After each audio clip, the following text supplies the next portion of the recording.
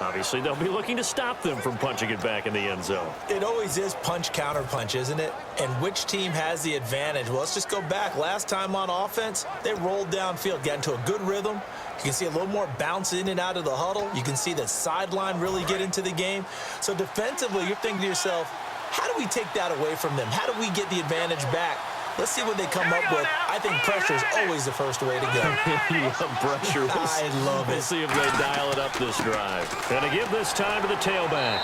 So a nice job to break the one tackle, but not much daylight after that as he's brought down. Give the tackle that time to run.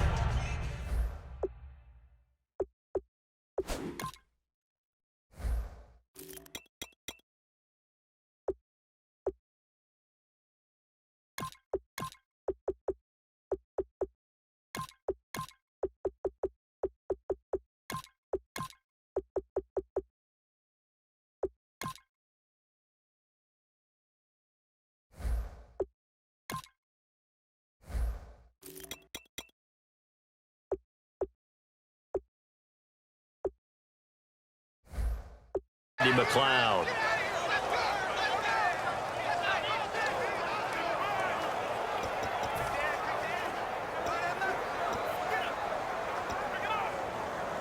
Here we go with 2nd and 7.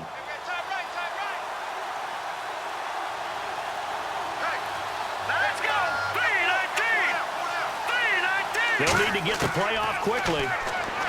Back to throw here. It's Hill, complete. 12 yards there as they move the chains. No matter how you evaluate quarterbacks, at some point arm strength is going to come into the conversation. I'm really impressed by what I saw on that throw on the out route.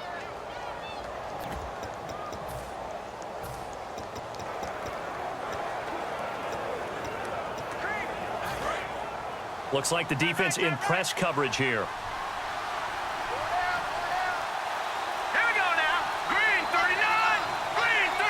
McDonald, the man in motion. They'll run it now out of the gun. And he's going to be unable to get upfield as they take him down at the 21-yard line. Just a yard on the pickup there, and it'll bring up a 2nd and 9. A 1-yard gain can look like a disaster, but it all depends on how the game is going. Is it a series of 1-yard gains running the ball? If that's the case, you might have to start thinking about throwing it a little bit more. But if it's just the occasional 1-yard run, hey, congratulations to the defense. They won that one. Come back and get them the next time. And the play clock's running down. They'll look to throw. And incomplete there. A nice hit. Jars the ball free and brings up 3rd down. Everything about that play tells you about today's NFL offenses and what they're asking out of running backs. You can't just be a guy who can run the football. You have to be able to catch it as well, and he didn't get that done on that play. 3rd down here for the offense after the incomplete pass. One receiver right, that's Brown. On 3rd down, he'll drop to throw. And the 3rd down pass falls incomplete.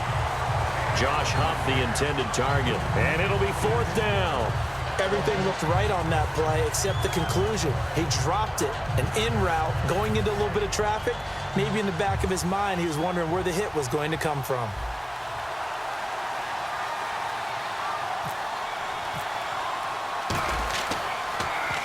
And this is away. It's a high kick, and he got all of it.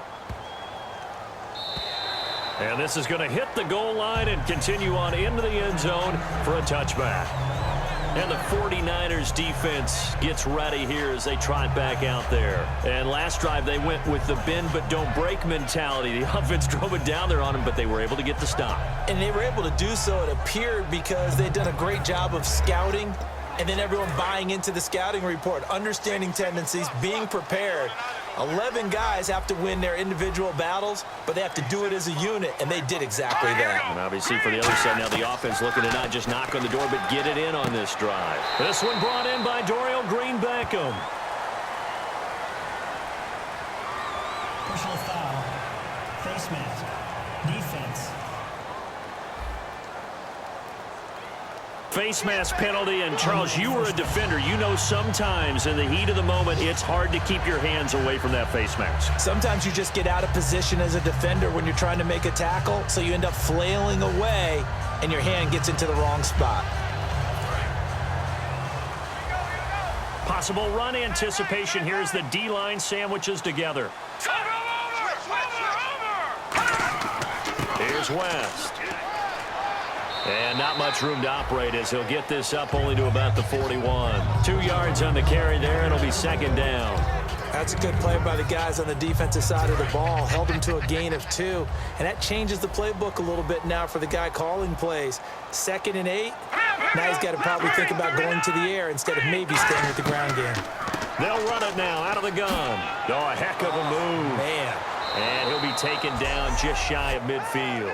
Good work to pick up 7 yards there. That gets him into a 3rd and 1 situation. And that's the kind of run that gets everyone excited on offense. And, you know, oftentimes the guys who carry the ball are the ones in the huddle doing the chirping.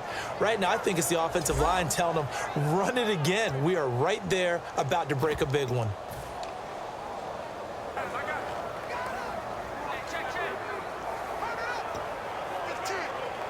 So they run it on 2nd down. Now let's see what 3rd down brings here for the offense.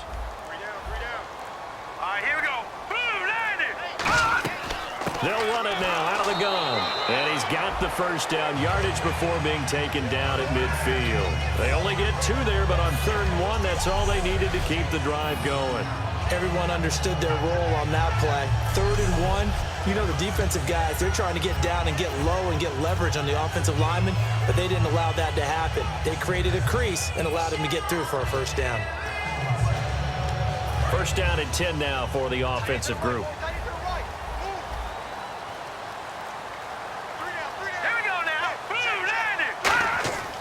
Now West.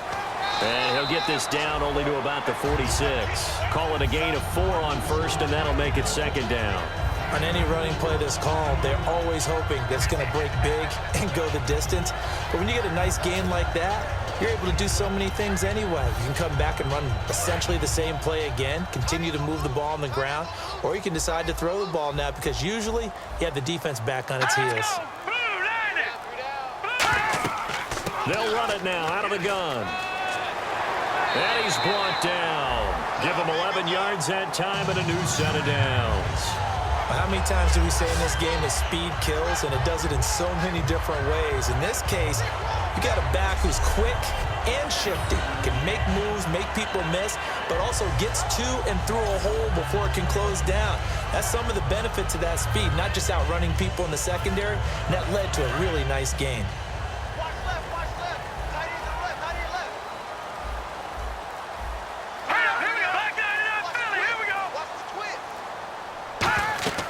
They'll run. This is Robert Turbin. And there's a flag on the play.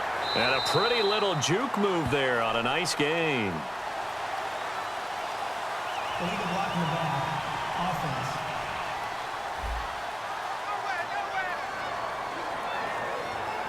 There we go, D. That's the way to hit.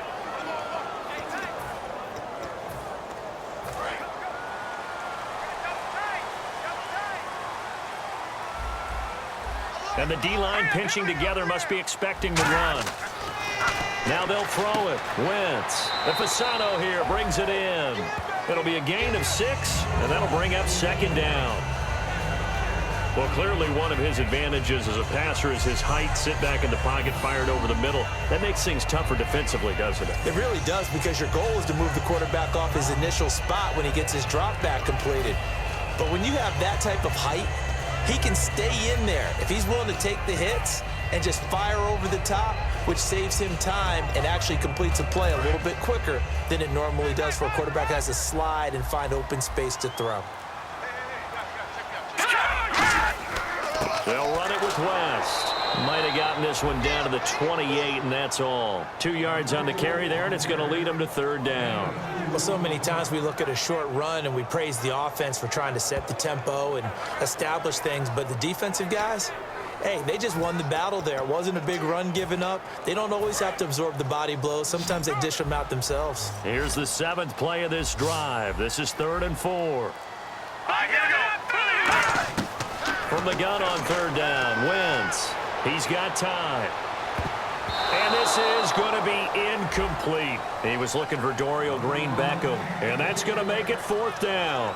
That's a really fine play there because anytime you see a comeback route, that means you cannot just stay in one spot and make a play on the ball. You've got to move your feet and move with the receiver, and that's exactly what he did.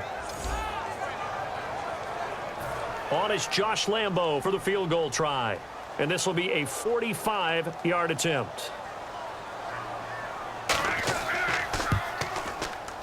And Lambo will put this one through, and they take the lead here now at 10-7. So the scoring drive encompasses 9 plays, but the net gain, 3 points. And you're going to have drives like that in this league. Sometimes you just got to take the 3 and move on. Always better than nothing.